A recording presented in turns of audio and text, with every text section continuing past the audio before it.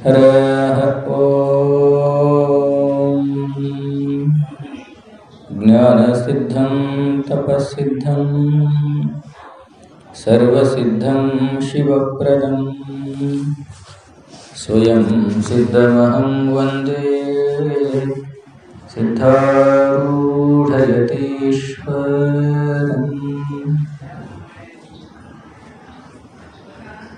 आदि में परम पूज्य प्रातः स्मरणीय श्रोत्रिय ब्रह्मनिष्ठ सच्चिदानंद घन सद्गुरुदेव के दिव्य चरणारविंदों को हृदय में स्थापित और धारित करते हुए इस सनातन धर्म का एक जागृत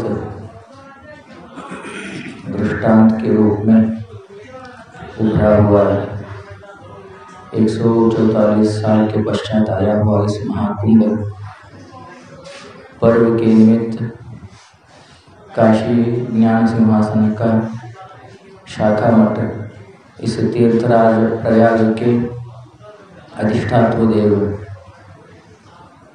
भगवान राजराजेश्वर के अधिष्ठान को तथा इस तीर्थराज के अधिष्ठात्र देव वेणी माधव और जिन पवित्र मातृ शक्तियों के कारण ही इसको तीर्थराज के रूप में प्रसिद्धि मिली है, ऐसे माँ भगवती गंगा, यमुना तथा गुप्तगामिनी भगवती सरस्वती के दिव्य करुणामयी पावनमयी उस अंतःकरण को भोरी भोरी प्रणाम करते हुए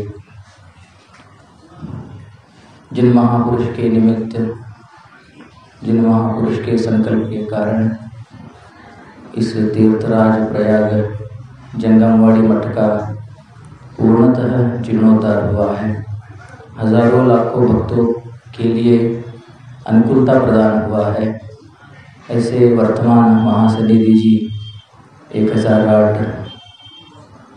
श्री डॉक्टर चंद्रशेखर शिवाचार्य भगवत पूज्यपाद महासन्निधि जी के दिव्य पवित्र पादारविंदों में नतमस्तक होते हुए बहुत सुदूर से आए हुए और बहुत साल पीठ में सेवा करते आ रहे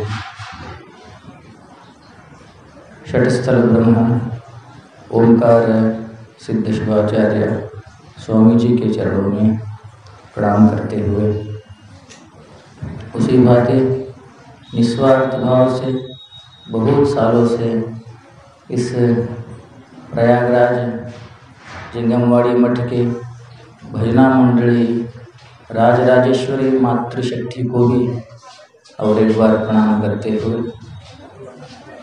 इस महाकुंभ के निमित्त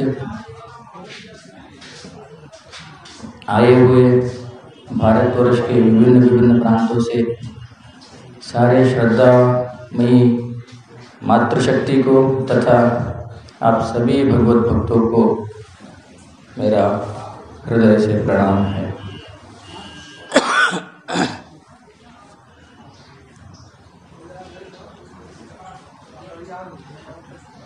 आचार्य भगवान ने 3 वस्तुओं का दुर्लभता को कहा है। एक मनुष्य शरीर है, एक मुमुक्षुत्व है और एक सत्संग है। अनायास रूप से जो भी इस श्रीपीठ में रह रहे हैं उनके लिए सन्निधि जी का कृपा से सायं धर्म गोष्ठी का आयोजना किया गया है। उसी के ही एक भाग के रूप में आज सायं धर्म गोष्ठी चल रही है। श्रुति भगवती कहती है, इह चेद अवेदिन अथ सत्यमस्ति नो चेद इह वेदिन महती विनष्टि। श्रुति अपने सिद्धांतों के ऊपर, अपने वाक्यों के ऊपर बहुत क्लियर है, बहुत क्लियर। जैसे हाईकोर्ट में कोई केस फाइनल हो जाता है तो आप सुप्रीम कोर्ट में जा सकते हैं, डिस्ट्रिक्ट से हाई कोर्ट जा सकते हैं, हाई कोर्ट से सुप्रीम कोर्ट जा सकते हैं।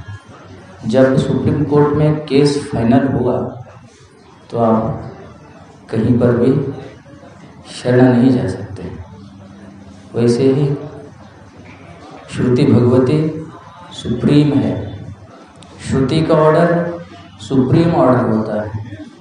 वहाँ पर ननु नच कुछ भी नहीं होता, वो कहे गई बस हो गया। उसको वो क्या बोलते हैं? वेदवाणी बोलते हैं, वेद वाक्य बोलते हैं। तो उसमें क्या कह रहे हैं श्रुति? यह चेत अवेदिन अथ सत्यमस्ति। हमें मिला है यह शरीर, तो इस शरीर में ही उस परम तत्व को प्राप्त कर लेना। यह श्रुति कह रही है यह चेत अवेदिन, अगर इस शरीर में, इस शरीर से, इस शरीर का सदुपयोग करते हुए उस परम पद को प्राप्त किए तो इसका साफल्य हुआ।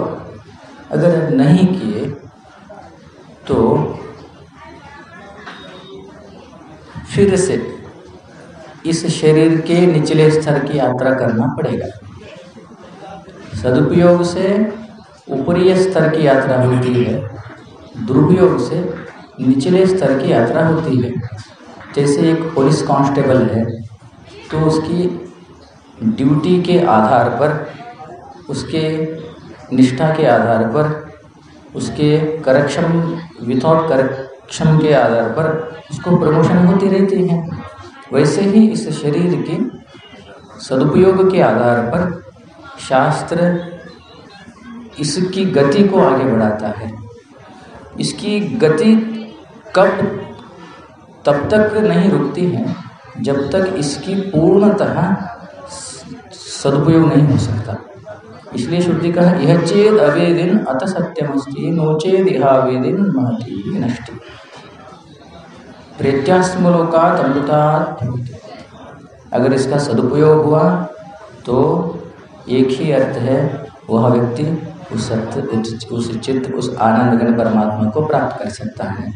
अगर इसका दुरुपयोग हुआ, असत्य, जड़ और दुखात्मक जो प्रपंच है उसमें लिपटा रहता है। जैसे समझिए कि एक अरण्य है, हजारों साल से वहाँ पर कीचड़ पड़ा है।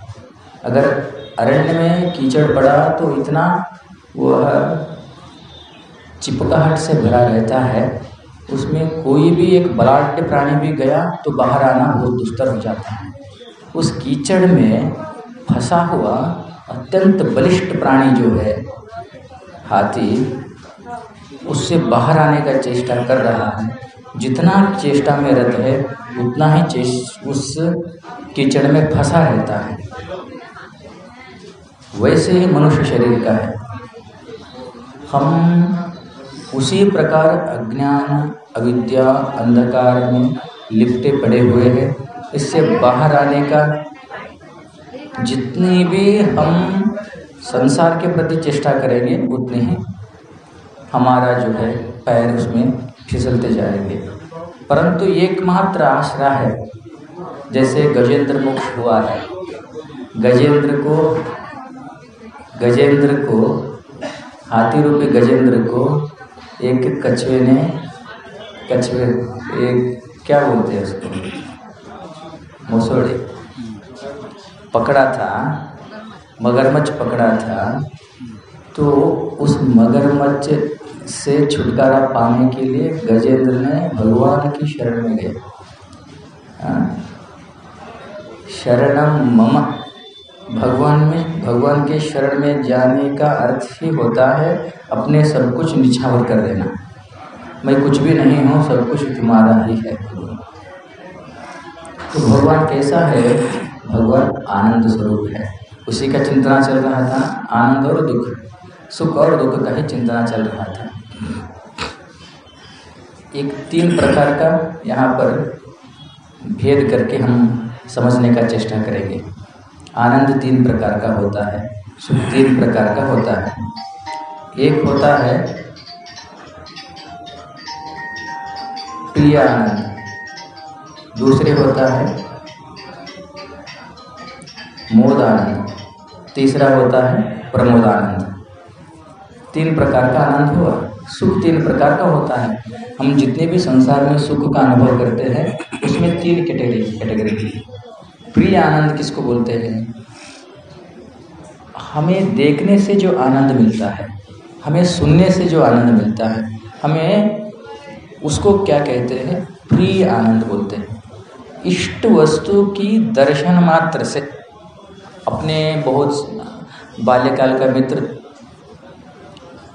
कहीं छूट गया था, बाद में 10-15 साल के बाद दूर से दिखा, अथवा अपने ही बच्चे को हम फॉरेन में पढ़ने के लिए भेजे थे, तो वहाँ बच्चा आया, कहाँ पर? एयरपोर्ट में। वहीं पर देख के, उस बच्चे को देख के जो आनंद होता है उसको क्या बोलते हैं? प्रिय आनंद बोलते हैं। जैसे अभी वर्तमान प्रसंग का लेंगे हम, तो महाभूकंप का पर्व चल रहा है। इस अद्भुत तैयारी को देखकर भारतवर्ष नहीं, सारे राष्ट्रों से लोग आ रहे हैं। जो सनातनी है, जो अन्य मतावलंबी भी है, वो आ रहे हैं।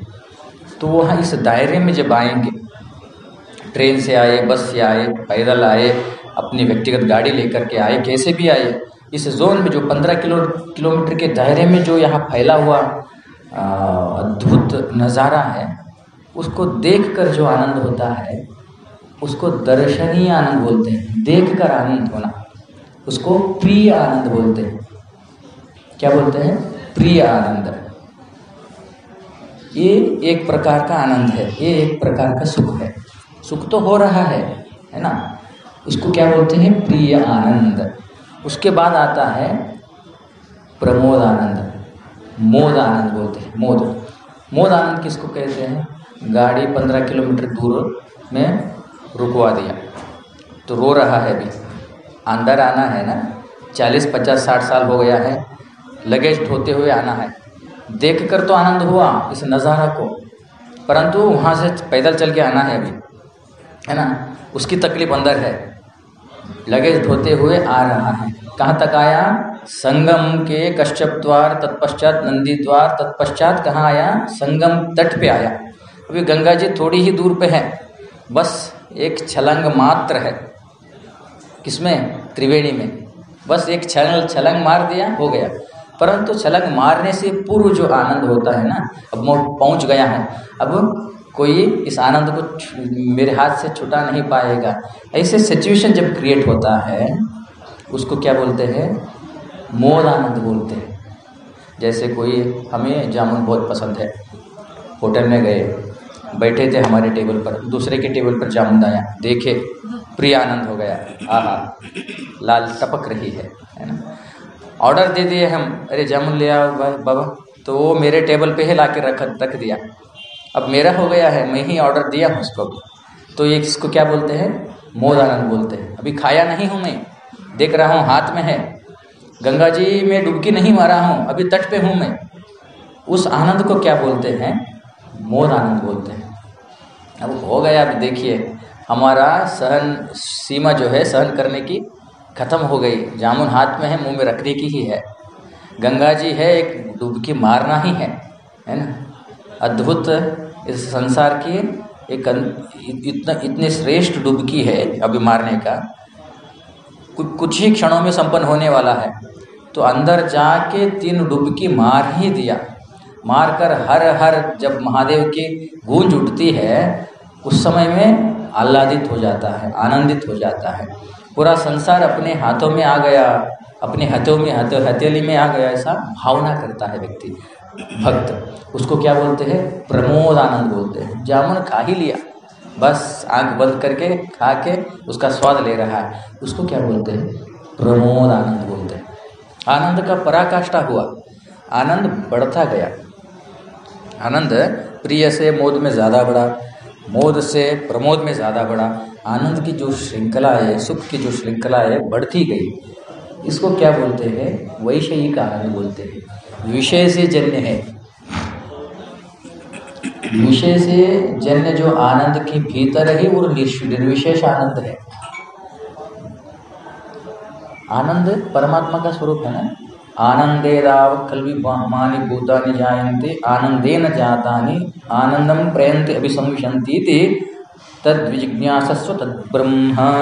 शास्त्र कहा आनंद ही परमात्मा है, सच्चिदानंदम ब्रह्म, सत्यम ज्ञानम अनंतम ब्रह्म, है ना। आनंद ही परमात्मा है। जहाँ जहाँ आनंद होता है, जहाँ जहाँ निर्विशेष आनंद होता है, वहाँ परमात्मा है। ये हो गया सविशेष आनंद, विषय से प्राप्त होने वाला। परमात्मा क्या है? कोई विषय से प्राप्त होने वाला वस्तु नहीं है, वो स्वयमेव आनंद है। जैसे पानी में मधुरता स्वयमेव है, उसमें कठोरता नहीं है। मधुरता पानी का, रसीली पानी का स्वभाव है। व्यापकता जो है ना, व्यापक है। ये क्या है? आकाश है। आकाश का व्यापकता ही स्वभाव है, अवकाश देना ही स्वभाव है। कठोरता पृथ्वी का स्वभाव है, शीतलता वायु का स्वभाव है। वैसे ही सत्य चित्त आनंद जो है ना, परमात्मा का स्वरूप है। जहाँ जहाँ आनंद होता है वह परमात्मा से ही निकलता है। हम लोगों को क्या होता है? भ्रम हो जाता है। विषय से मिला, हमें जामुन से मिला, हमें जामुन से मिला। जामुन से मिलता तो 10 जामुन ज़्यादा खा लेना बाबा, देखेंगे। हाँ, यहाँ तक आ जाता है। रुको रुको रुको बोलता है, विषय से आनंद नहीं होता है। तो कहने का चेष्टा क्या है? हमें ईश्वर की अनुसंधान सब जगह करना है, क्योंकि सब जगह परमात्मा है। परमात्मा के बिना सृष्टि में और कुछ नहीं है। शास्त्रों का ही, श्रुति का ही एक कोटिंग विवेकानंद जी ने कहा, कण कण में परमात्मा नहीं है। ये श्रुति कहती है। श्रुति की ही एक वाक्य को विवेकानंद जी ने अपने कोटिंग में कहा, उसको अंग्रेजी में ट्रांसलेट करते हुए, कण कण में परमात्मा नहीं है, कण कण ही परमात्मा है। फर्क है। There is a difference between two different words. कण कण में परमात्मा नहीं है, कण कण ही परमात्मा है। अर्थात परमात्मा के सिवा इस संसार में और कुछ भी नहीं है। यत्र यत्र मनो याति तत्र तत्र ब्रह्म दर्शनम। जहाँ जहाँ आँख जाता है, जहाँ जहाँ कान सुनता है, स्पर्श करता है शरीर, वहाँ वहाँ ईश्वर का ही क्या होता है? अनुभव होता है। ईश्वर का ही अनुभव होता है। हमें धीरे धीरे धीरे उस वस्तु की तरफ जाना है जो वेदांत वेद्य है, जो शास्त्र वेद्य है, उस परम चैतन्य स्वरूप है, परमात्मा है। शांतम शिवम अद्वैतम चतुर्थम मन्यन्ते बोलकर शास्त्र कहता है। उस वस्तु की तरफ जाना है। सन्निधि महास्वामी जी ने एक अद्भुत वाक्य कहा था, कुंभ का स्नान क्या है, कुंभ का दर्शन क्या है? तो ज्ञान, वैराग्य और यमुना और गंगा दोनों से जन्य होने वाला जो भगवती सरस्वती है, वह सरस्वती कौन है? तो सरस्वती वहाँ पर स्थूल रूप में विद्यमान है, परंतु इस कुंभ में हजारों लाखों जो तपस्वी, जटी, जोगी, जंगम, ज्ञानी महापुरुष, योगी महापुरुष के वाणी से जो शब्द निकलती है, संसार के हित के प्रति जो शब्द निकलती है, जीव के हित के प्रति जो शब्द निकलता है, वाक रूपिणी सरस्वती है। सरस्वती कैसा है? वाणी के रूप में। या कुंदेन्दु तुषारहार धवला, या श्वेत पद्मासना, या ब्रह्माच्युत शंकर प्रभृतिभिर देवै सदा सेविता। भगवती कैसा है? वाणी के रूप में। तो महापुरुष ज्ञानी जन के मुख से जो शब्द निकलते हैं, शब्दावली निकलती है, वही सरस्वती है। उसी सरस्वती में गोते मारना है। वहाँ तो गोते मारेंगे, स्थूल शरीर को वहाँ पर डुबकी लगाएंगे, परंतु अपने मन को, अपने बुद्धि को, अपने चित्त अहंकार को शुद्ध करना है तो महापुरुष की सन्निधि में बैठकर उनकी वाणी को सुनना है। यह सरस्वती का संगम है। संगम तो यहाँ होता है, वहाँ स्थूल संगम हो गया, यहाँ पर सूक्ष्म संगम होता है। यही जो भाव पुष्प है सदगुरुदेव के और सन्निधि जी के चरणों में रखते हुए ये शुभ अवकाश हमें मिला है, इसका हम लोग सदुपयोग करें। हमें भी सन्निधि महास्वामी जी सेवा करने का एक प्रकल्प दिए हैं, उनके चरणों में भोरी भोरी प्रणाम है। आप लोगों को भी सुनने का अवकाश मिला है तो आप भी सदुपयोग कर रहे हैं। तो इसी कड़ी को आगे बढ़ाते हुए अभी स्वामी जी का प्रवचन